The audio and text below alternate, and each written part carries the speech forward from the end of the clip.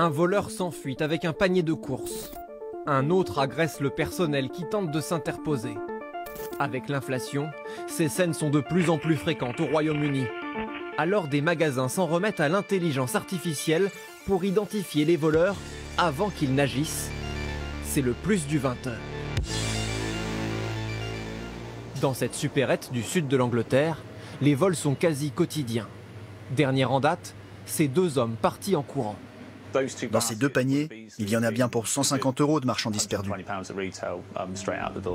Mais Davis Cut a maintenant la parade. Leur visage, capté par les caméras de surveillance, est ajouté à une liste noire. Dorénavant, chaque client qui entre dans l'épicerie est comparé à cette liste. Si les traits du visage coïncident, une alerte est déclenchée. Notre équipe a fait le test. Aussitôt, l'alarme sonne. L'application me demande de confirmer l'identification. Ensuite, j'irai vous voir pour vous demander poliment de sortir, en vous disant que vous n'êtes pas autorisé dans le magasin. Le personnel se serait ainsi débarrassé d'une soixantaine de voleurs en 3 mois, en les empêchant de repasser à l'acte. Je me sens beaucoup plus en sécurité maintenant, surtout après avoir été victime d'un vol à main armée il y a quelques mois. L'avantage, c'est qu'il n'y a rien de personnel contre ces gens. On leur dit qu'on n'y peut rien, que c'est le système qui dit qu'ils doivent s'en aller.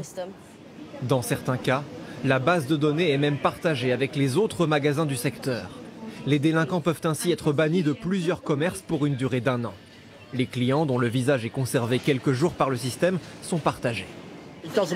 Ça ne me dérange pas, parce que je n'ai rien à me reprocher. Mon visage n'est pas incroyable, mais qu'ils l'enregistrent si ça leur chante. Je pense que ça bénéficie à tous en ramenant les voleurs dans le droit chemin. Je n'aime pas du tout ça. La reconnaissance faciale, pour moi, c'est une violation de nos vies privées.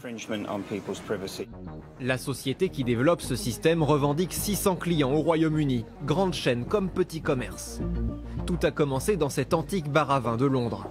Pour se débarrasser des pickpockets qui agissaient dans l'obscurité, Simon Gordon a passé des heures à dévisager les suspects derrière son écran. Maintenant, l'ordinateur le fait à sa place.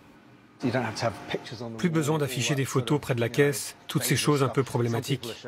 Certains commerçants s'échangeaient des photos de suspects sur WhatsApp, hors de tout contrôle. Moi, je voulais créer une solution exemplaire.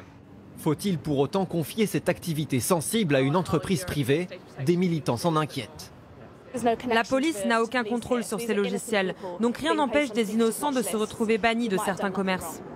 Si le Royaume-Uni pousse pour le développement de l'intelligence artificielle contre la délinquance, le Parlement européen, lui, souhaiterait au contraire interdire l'usage de la reconnaissance faciale en direct dans les lieux publics.